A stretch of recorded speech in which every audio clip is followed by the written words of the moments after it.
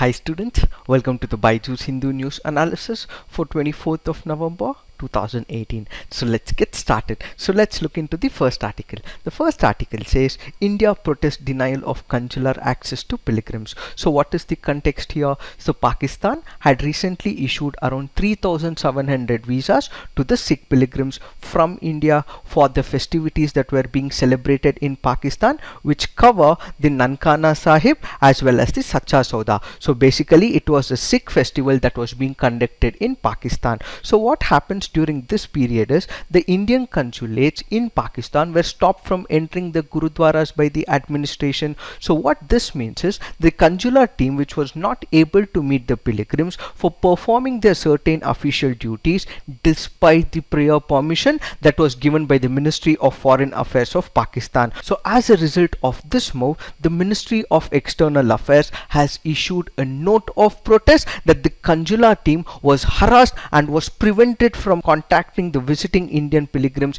in both the Gurudwaras. So what this means is that Pakistan has violated certain international protocols as well as laws. So what are the international protocols that we are speaking about? So the first point that we have to understand is under the rules of the Vienna Convention on Consular Relations 1963, what it basically goes on to say is that it is the right of every citizen of the home country, that is India in this case, in a foreign country, that is Pakistan, to have communication with their diplomats as well as officers of their home country, that is India, in a foreign location. So what this basically means is any person, for example in this case you have all the Sikh pilgrims who have gone to Pakistan, so they should be able to have accessibility to their diplomats as well as officials. What this means is the appointed officer from India will be able to protect the interests of his countrymen. At the same time, what this also does is it will act as an instrumental policy in strengthening the relationship between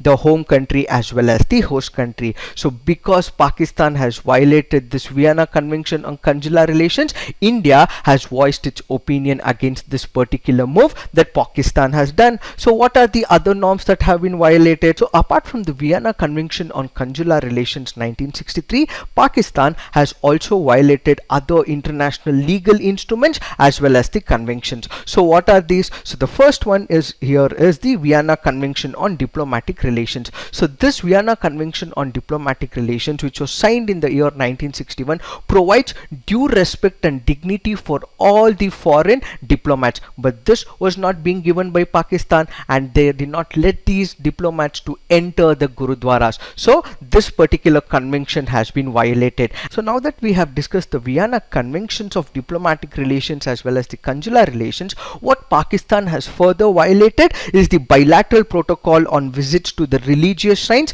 that was advocated in the year 1974. So according to this protocol, what you have is the host country has to make sure that it has an obligation, a compulsion and certain responsibilities of the host country to ensure that the places of worship like the Gurudwaras in this particular case, which are accessed under this particular protocol, are properly maintained and their sanctity is also preserved. But what is the problem right now is these sanctities or the religious shrines will also have access to the diplomats and the officials, and that is constrained in this particular case. So the bilateral protocol on visits to religious shrines has also been violated by Pakistan. And the fourth important is the Code of Conduct for Treatment of Diplomatic Consular Personnel in India and Pakistan of the year 1992. What this code of conduct goes on to do is both the governments, that is India and Pakistan in this case, will have to ensure that there is no violation of the privileges and the immunities of the diplomatic and the consular officials. And what this means is that no offenses can be committed against the dignity and honor of the officials. But what has Pakistan done here is it has gone against the dignity of the Indian officials. So what this code of conduct further goes on to say is that the states cannot have an intrusive as well as aggressive surveillance approach. It cannot have a verbal as well as the physical harassment. You cannot disconnect the telephone lines. You cannot threaten the officials over a telephone call. You cannot have unauthorized personnel entering the residences of these diplomats. So all this have already been entered in the code of conduct, but the problem is these code of conduct is again violated by Pakistan. How? Because they didn't have the due respect to the Indian officials and they did not let these people enter the gurudwaras. So as a result of all this, what Pakistan has done is it has violated 4 important international norms and conventions. As a result of all these violations, what India has said is that we as a country have hosted you time and again in a very beautiful way. We have given Pakistani high commissioners as well as its consulars all access when your citizens visited the Kalyar Sharif, and they were given required amount of respect and dignity, but this is not being reciprocated by Pakistan. So it has voiced its criticism over the move that Pakistan has taken here. Another important point that we also have to understand is this incident also comes in the wake up of certain intelligence agencies report. So what these agencies go on to say is that there have been attempts that are being made by the ISI to brainwash some of the pilgrims who have entered Pakistan from India. So what this coup is all about is in reference to the referendum 2020. So what is this referendum 2020? So this is one of the campaigns that has been run by few Sikh radicals who want to liberate Punjab, as it feels that this region of Punjab in India is occupied by India. So what this means is that it wants to understand the emotions of the Punjabi people and re-establish Punjab as a different nation state. So what this referendum 2020 basically goes on to do is it wants to bring about a consensus among the Punjabi people so that they can seek independence from India. So what these few radicals are planning to come up with is they have to bring about a consensus in the Punjabi people, and once there is consensus, they'll approach the United Nations as well as other international organizations so that they are able to re-establish Punjab as a new nation state. So what are the concerns that have been voiced here? So the concerns that have been voiced here is that ISI is planning to destabilize India. So it is planting certain thoughts of pro-Khalistan movement for all those pilgrims who are entering this region during the Sikh festivities. So what is it trying to do? It is trying to evoke sentiments, would want to whip up passions so that all these pilgrims are brainwashed, and all these brainwashed pilgrims are heading back to India to have a pro-Khalistan movement. So what is the way forward? So when we look into this aspect, what Pakistan has to do is it has to abide by the commitments that it had laid in the Simla as well as the Lahore Declaration, where it has to maintain the sanctity and make sure that its territory is not becoming a playground for all those people who are planning to have a hostile relationship with India. So it has to ensure that its land, its territory under its control is not used against the activities for India and its sovereignty. So what it has to ensure is it has to respect the sanctity of international boundary as well as the line of control as it was espoused in the Simla Agreement and the Lahore Declaration. So this is what we need to understand in reference to this article. So moving on, let's look into the next article. So in this article, what we are discussing is about the Kartarpur corridor. So what is the context? So India and Pakistan have announced plans to operationalize a visa-free corridor, and that is between the Dera Baba Nanak in Indian Punjab as well as the Kartarpur Sahib in the Pakistan's Punjab, to enable the Sikh pilgrims to visit the Gurudwara in Kartarpur as a result of the 550th birth anniversary of the Guru Nanak Ji. So what we have to understand in this case is that Guru Nanak Ji was born in the year 1469. In the year 2019, what we will be celebrating is the 550th birth anniversary of Guru Nanak Ji. So as a result of this, what India and Pakistan have come together is for the celebration of this birth anniversary by supporting a corridor called as the Kartarpur corridor. The first important point that we have to understand is, where is this location? So the Kartarpur is located in the Narowal district in Pakistan's Punjab. So this Kartarpur is also located on the site on the bank of the river at about 4 kilometers from the international border near the Dera Baba Nanak in the Gurdaspur district, that is in the Indian Punjab. So it is about 4 kilometers from the international border. So what is the significance of this? First, let us try to understand the cultural importance of it. So when we understand the cultural importance, what we have to understand here is that Kartarpur was established by Guru Nanak Dev Ji in the year 1522, and this was the first Gurudwara that was ever built in the Sikh religion, and Guru Nanak Ji lived here for almost 18 years until his death in the year 1539. Even previously, leaders like the Atal Bihari Vajpayee as well as Benazir Bhutto have pushed for it, as they felt that this Katrakawar corridor in the name of religion would be having the potential to heal the ties amongst the people and promote more dialogue between India and Pakistan. So this corridor that India and Pakistan is planning to come up with will engage more number of people, and it will be able to reduce the volatility that has been seen in India and Pakistan relationship. Why? Because it is able to induce more and more of confidence building measures. So now that this corridor is able to engage more number of people, it is able to promote dialogue between the two governments, it is able to increase the confidence building measure, it can also act as a template for the cross-border exchanges. So what do we mean by it? Let's take for example the Kashmir Pandits. So these Kashmiri Pandits would want to visit the Sharda Pita that is located in the Neelam Valley in the Pakistani occupied Kashmir. So they would be able to advance this particular move. At the same time, there are Sufis in the Pakistan who would want to visit the Dargah of the Khwaja Moinuddin Chishti in Ajmer in Pakistan. At the same time, there are Sikhs at the both sides of the borders who would want this relationship to further continue, so that they do not have any problems whatsoever in able to approach both these sides of importance to Pakistan as well as the Indian Sikhs. So what this can serve is that particular benchmark where both these people would be able to engage more and more, and the volatility in the Pakistan-Indian relationship is further reduced.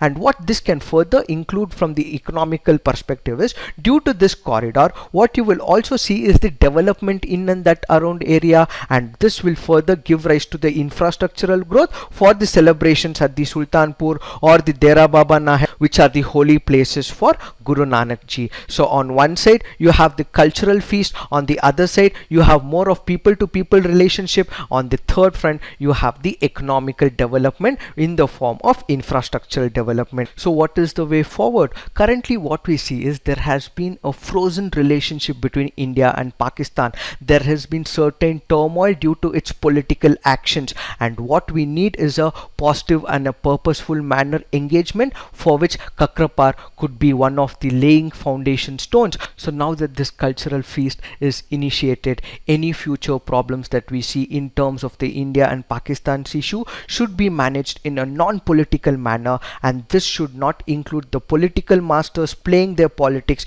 but this should be left to the diplomats as well as the officials to sort out and make sure that this cultural feast that has been initiated will build more and more people to people contacts, and what we will see is less volatility in the India and Pakistan relationship. So this is what we need to understand in reference to this article. So moving on, let's look into the next article. So the next article says India to study marijuana derived drugs. So what is the context here? So when we look into the context, it says three major science administrators in India: Council of Scientific and Industrial Research, the Indian Council for Medical Research, and the Department of Biotechnology are getting together to promote research in herbal drugs, some of which may involve deriving new drugs from the marijuana. So what is that it is speaking about? So it is believed that this marijuana gives a new high as well as induces a state of bliss. So the doctors would now want to explore if this effect that is being caused by the marijuana on the brain can also bring some changes in the cancerous cells. How? By understanding its medicinal values, and if the same change that has been initiated on the brain can also create a profile for the cancerous cells. So what this basically means is they'll require certain permissions. So all these organizations have sought the formal permission from the Drug Control of India for conduction of experiments to see if this action on the brains that has been initiated by this marijuana can be used to cure the cancerous cells. So the researchers will further test that if this particular action of the marijuana can be effectively used in the treatment of the breast cancer, the sickle cell anemia, as well as come up with a bioequivalent that is similar to one that has been initiated by the United States of America. So what we have to understand in this case is the United States of America recently came up with one of the approved Epidiolex. So this Epidiolex is nothing but the oral solution for the treatment of seizures associated with two rare severe forms of epilepsy. So this Epidiolex is the one which was initiated for the epilepsy, and there are two types of epilepsy. One is the Lennon-Gastaut syndrome as well as the Dravet syndrome. So what is this Epidiolex? So this Epidiolex is one of the medicines that has been initiated and extracted from the marijuana, which can be used for the epilepsy, and this epilepsy has two rare types, and this is the Lennox-Gastaut syndrome as well as the Dravet syndrome. And what the Indian organizations are planning to do is they are planning to come up with a bioequivalent, which means they are planning to extract a similar one which can be used for curing of many other diseases. So what this article further goes on to say is that this has a soothing effect. Research says that marijuana can be used for alleviating pain and muscle stiffness in multiple sclerosis as well as in the Parkinson's disease. Currently, when you look into the marijuana, what you will see is there is no statistical evidence with respect to its curative properties. So what these organizations are coming up is they are planning to come up with a bioequivalent so that they are able to come up with certain extracts which can be used as a remedy for cancer as well as certain other treatments. Further, what we have to understand is certain key terms. So what are these key terms? One is the CBD, which is also called as cannabidiol. So what is this cannabidiol? It is nothing but a chemical component of a marijuana. So it is this CBD which does not cause any of the intoxicants or that high that we speak about, but what causes the high or that hallucinations is what is called as the tetradenylcarbinol. So it is the THC and not the CBD that is the primary psychoactive component of the marijuana. So what happens is it is that this THC that stimulates the cells in the brain to release certain hormones called as the dopamine. It is this dopamine that creates those hallucinations, those changed thinking, the euphoria, the high and the bliss that we are speaking about. And in some cases what we also see is that this will also cause the anxiety or short-term memory losses. So the CBD is not what is causing this temporary bliss, but it is the THC which is creating these hallucinations as well as the high. So what we have to further understand is, are there any laws that regulate this particular section? So what the law says is it is illegal for commercial cultivation, but in certain pockets of India it has been growing as the weed, and there are certain regions, let's say the Uttarakhand, Jammu as well as the Uttar Pradesh, which have allowed cultivation of the plant for only medical research. So you cannot have a large swathes of land for the cultivation, but you can have soft pockets of land where these lands that are cultivating the marijuana can be used only for the medical research. So the ultimate crux of this is that there are possibilities of marijuana being used to conduce and reduce the cancerous cells, as a result of which these organizations have asked the permission of the Drug Control of India. So this is all we have to understand in reference to this article. So moving on, let's look into the next article. So the next article says, why gallows explain it to the convict, says the Supreme Court. So let's look into the context. It says appeals against death penalty can be dismissed by the Supreme Court in limine at the very preliminary stage. So this limine is taken from a Latin word which means at the very threshold, that is at the starting step. Even before discussing or looking into deep about that particular case, the Supreme Court would be able to initiate such a move, is what limine basically means, which says further that only after assigning reasons for the decision. So let's understand what this article goes on to say. So for which what we have to understand is the hierarchy of the courts. So first you have is the lower court, and this is followed by the high court, and ultimately you have what is the Supreme Court. So what we have to understand in this case is the death sentences can be awarded by the lower courts. So you have the sessions judge who has all the power to impose sentences including life imprisonment as well as the capital punishment. However, a capital punishment passed by him is subject to the confirmation of the High Court whether there is an appeal or not. Now that the High Court, let's say, has given its certification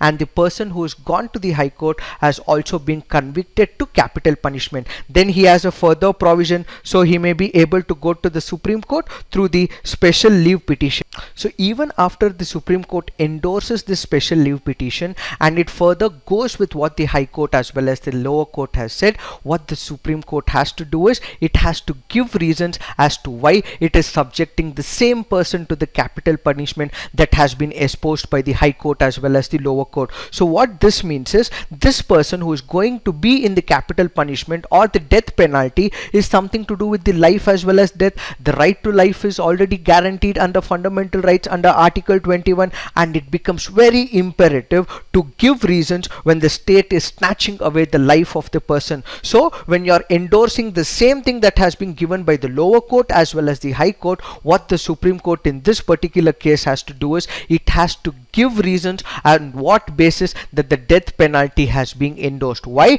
Because this is to do with the life and death of a person as guaranteed under Article 21. When they are snatching away the life of the person, you just cannot endorse what has been communicated by the High Court and the lower court in spite of their effectiveness and their efficiency, in spite of all their facts as well as the evidences basis. But what you also need to do is you will also have to give reasons as to why this particular person has to go under the deathbed. So this is what this article goes on to speak about. So the next article says looking beyond the optics. So what is the context here? So the context here is that President Ramnath Kovind visited Vietnam, and in this pretext India has to increase its bonhomie with Vietnam and further increase its relationship so that there is more prosperity in the near future. So this particular article can be grouped into three dimensions. So what are the dimensions that we are speaking about? One is in terms of the economic dimension, where we will be dealing with the agricultural front. Then we will be speaking about the health sector, where we need to improve, upgrade as well as develop the health sector. So on the third front, what we have is the strategic movement, and in this we have two sub dimensions. One is the balancing act in reference to China as well as the sub-regionalism, which means all the commitments that these countries within that particular paradigm has to endorse.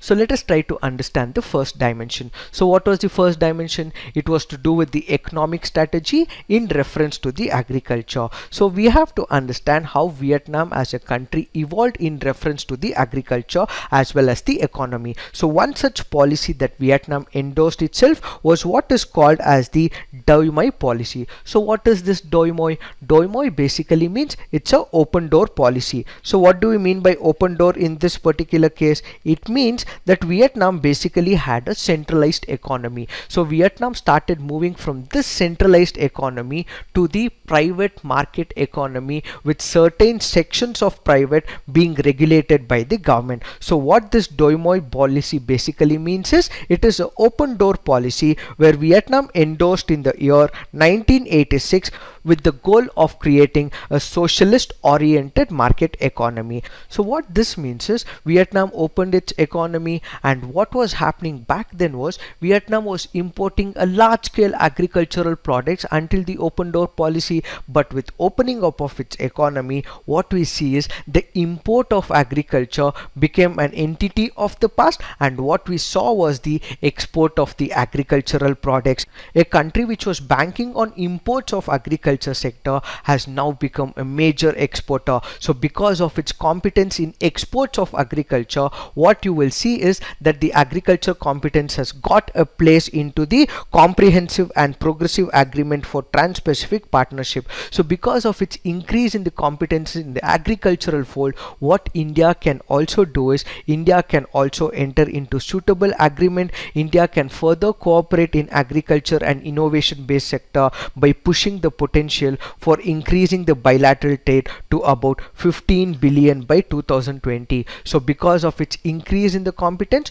both India and Vietnam in this case can be furthering the agenda in terms of the agriculture. Now the second point that we also have to understand is in terms of the development and upgradation of the health sector. So when we look into the 12th National Congress of the Communist Party of Vietnam, it highlighted the importance of linking economic growth to universal healthcare, and at the same time India since 2011 has been focusing on the need to deliver accessible and affordable healthcare insurance to the weaker sections of the society. So what these countries can actually come up together, it can endorse certain public and private institutions so that more number of people come out of this poverty, come out of this health issues, and then there needs to be a proper structure that needs to be laid out so that the common people don't suffer from the health hazards. So both these countries can negotiate, articulate and interlink their policies so that people don't suffer in the name of health issues.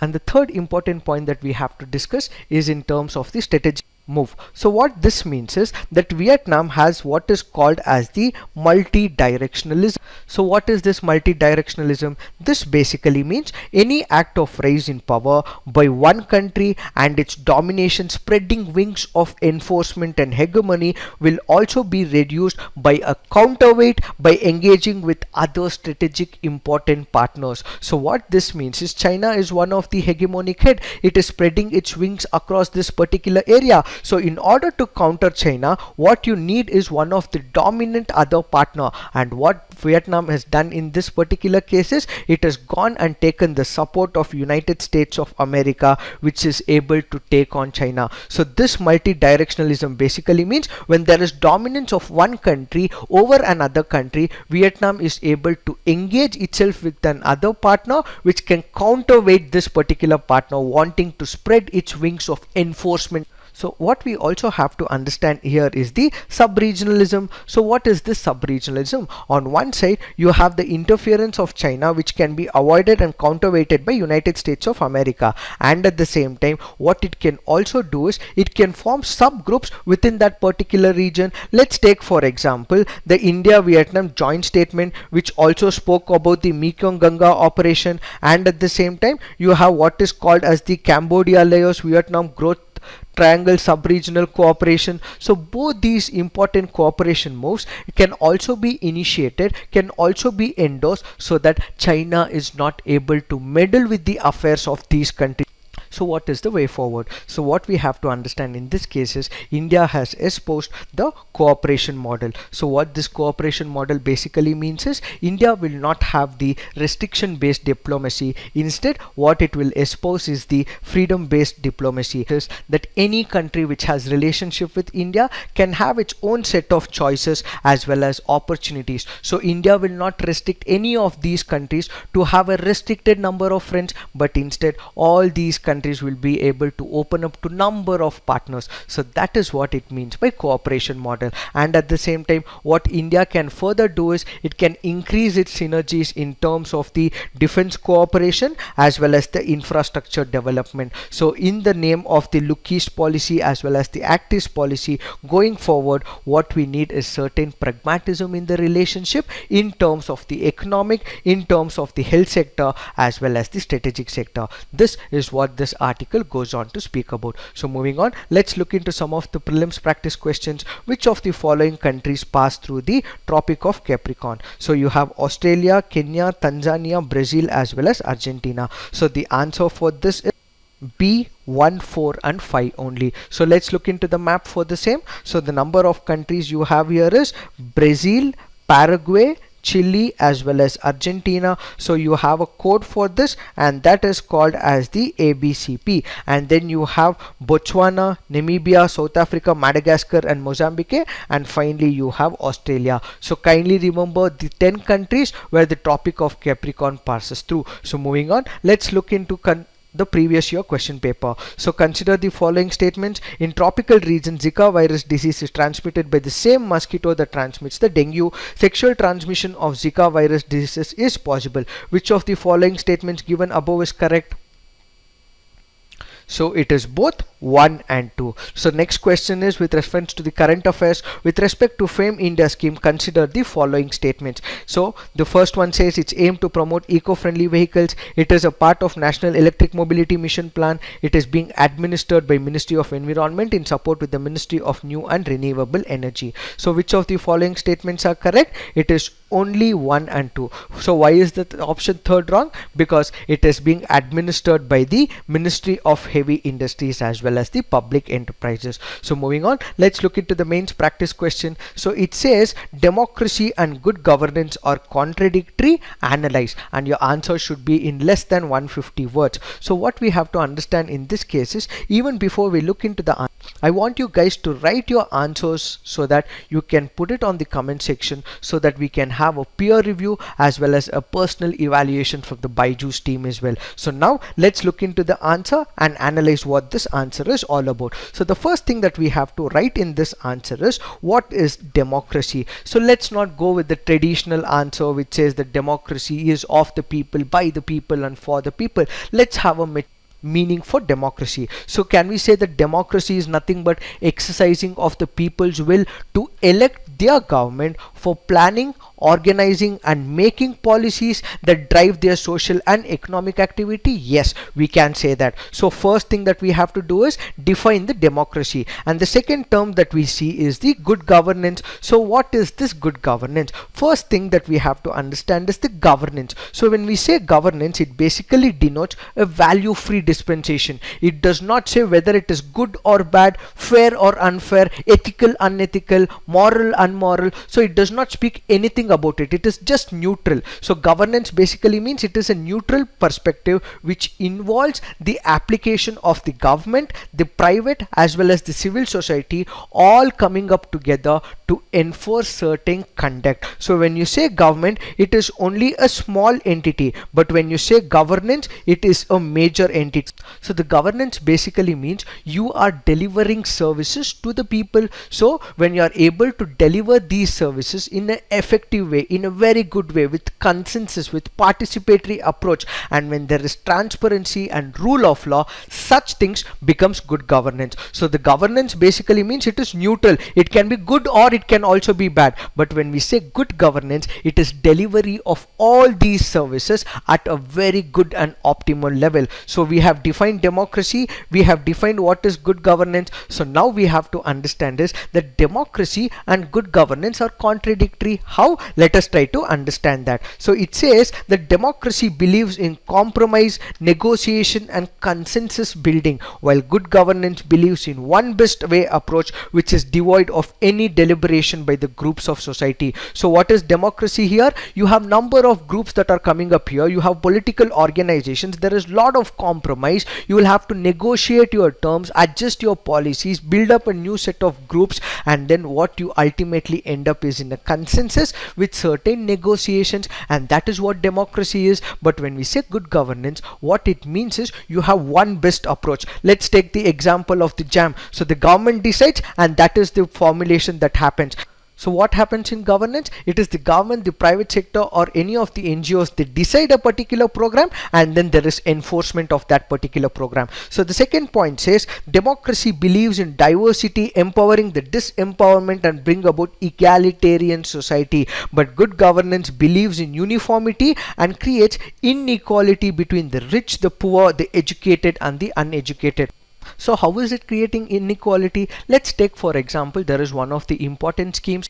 This particular scheme is endorsed by the government, but this will require certain technological uses. Let's say the use of smartphones, or let's say you will have to access the website and so on. In this particular case, it creates that barrier between the educated and the uneducated. So the educated is able to make use of this particular policy by accessing that particular tool or that particular application, but the uneducated who does not have access to the internet, who does not have access to the smartphones, is not able to get the advantages of it. So this good governance kind of creates that barrier of educated and uneducated. And the third important point is democracy is bottom-up approach where the sovereignty lies in the people and people representatives, but good governance is a top-down approach where sovereignty of various countries are even adjusted to requirements of outside forces and organizations. So what are these outside forces and organizations that we are speaking about? Let's take for example the IMF or the World Bank. So they have certain conditionalities which the home country have to listen to, and there are certain countries like the United States of America which has the carrot model, where they actually endorse certain things which the home country will have to abide by it. So what you have is good governance is a Western concept which wants the developing countries to accept it in the form of neo-colonialism. So that is why this particular question becomes very important. So our answer should have three segments. One is defining what is democracy, defining what is good governance, and then explaining the contradictory mechanism which involves the first step, the second step, as well as the third step. So this is what we need to give in this particular answer. So if you have liked our initiative and want to encourage us to come up with more such initiatives, please share us with more likes as well as comments. Thank you and all the best.